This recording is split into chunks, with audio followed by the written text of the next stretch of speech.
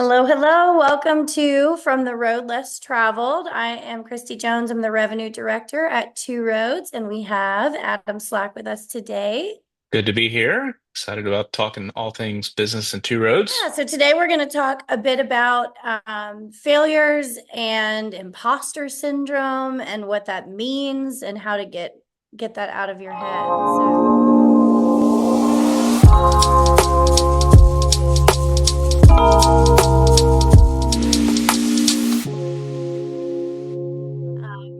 I think we've had a lot of conversations personally about takeaways from prior business failures. So, what are your thoughts on that?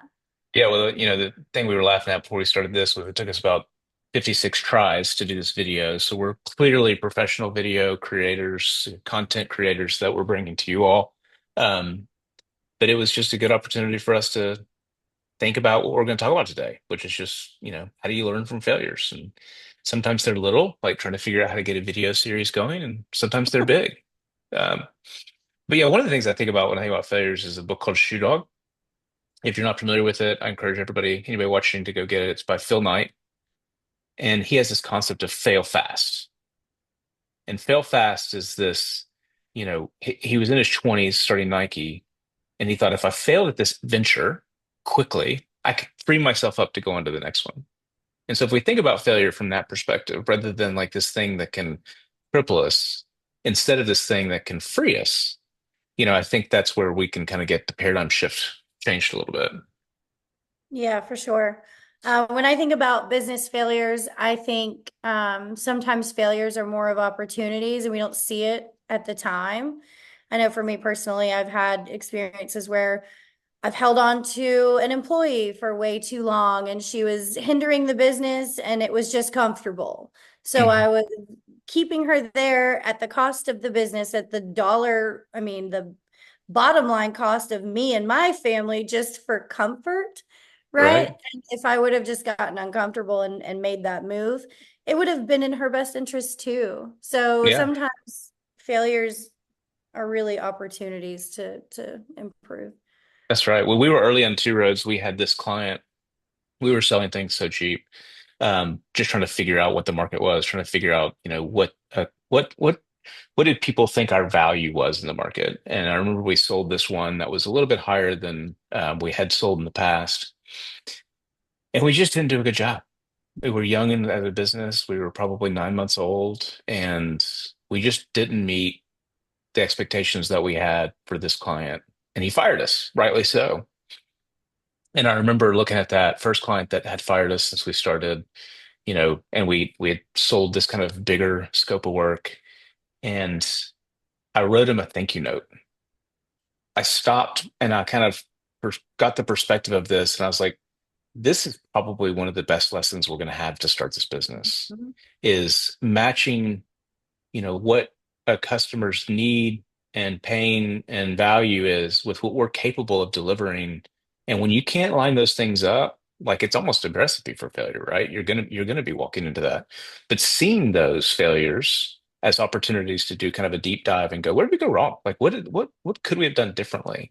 Well, that one we could have allocated more team time to it. We could have priced it a little bit lower. We could have changed the scope. And so just this concept of people firing you and you sending thank you notes to them, is a way to view failure a little bit differently, I think, and Yeah. that seems kind of counter to what we think about in business. We want to brush those under the rug and let's not talk about the failures that we've had. Let's just show all the things that are amazing. But the reality is the failures that are going to teach you what you need to know to get you to the next phase. Right. So you won't do it again. I think when I came on to the revenue side of Two Roads, I was also doing some account management work. And that was, while it was very stressful to hear both sides of the coin, it was also really good because then I'm learning like, okay, I didn't sell this job, but it was sold and these were the expectations. And now I'm on the account management side hearing about it. And it really has made us, I think, better at like setting everybody up for success for the team, for the clients. That's just so important in the beginning. And had we not oversold or whatever we did before, then we wouldn't have learned that lesson. So that's That's right. always what Absolutely. you take away from it. And Um, sharing it with the team, making sure the team knows yeah, where, I feel like sometimes as owners, as leaders, which is going to tie into our next kind of segment, but we kind of get this concept that we need to be perfect, or like we need to make sure that nobody sees any of the flaws or the wrinkles or the things that we're dealing with. And so we kind of try to put this bold face on. Well, the opposite of that could be like, no, no, no, air it out. Like share with the team where you made a mistake, own it in front of everyone. It's a core value of Two Roads, so we don't mind saying that.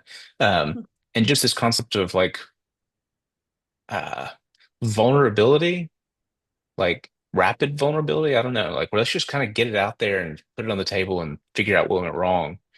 But with failures, that can lead us into other things that we were going to chat about today. Did you have anything else on yeah. failures before we jump into that?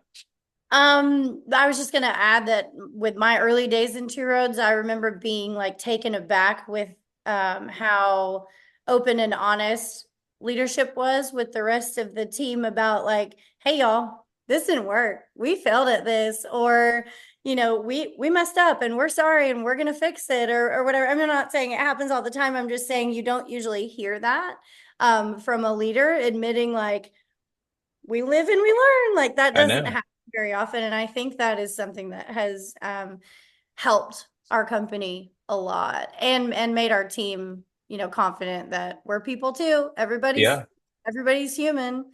And I think we share that same attitude with our clients. Well, sometimes we have to say to them, like, we are human we made a and mistake. we made a mistake and we'll work with you to fix it. And that's all you can do. Learn from it. So I think that's good. We also wanted to talk a bit about something called imposter syndrome. And I had never even heard of this before I met you. But imposter syndrome and head trash, I think most people suffer from this. So do you want to give us a little bit about what that is? Yeah. So somebody taught me this. So this wasn't, something that I came up with, but early on in Two Roads.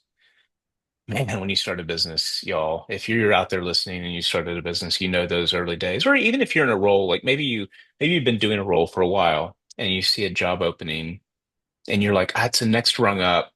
I'm going to try to reach for it. But you haven't necessarily done it before. I think both of these can be applicable in either one of those kind of spots, but you can find yourself in a place where you just don't clearly know the next step. And the first thing that happens in that situation is I'm not good enough. I shouldn't be here.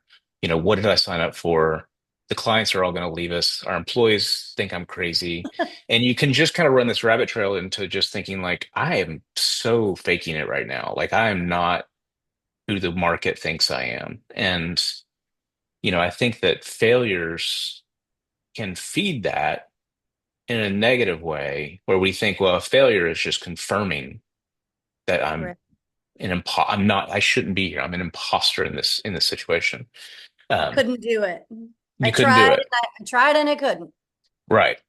Um, but the reality is everybody's failing. Like not failing in general at large, but everybody's making mistakes. There's nobody that's going through life just like, you know, crushing it. You get into the Hall of Fame batting 500. So I mean, like it's a, it's a part of life. It's a part of who we are. And so I think if we reframe those failures and then we can kind of look at that imposter syndrome and say, okay, this is common to all in vulnerability, owning it, addressing it, moving on from it.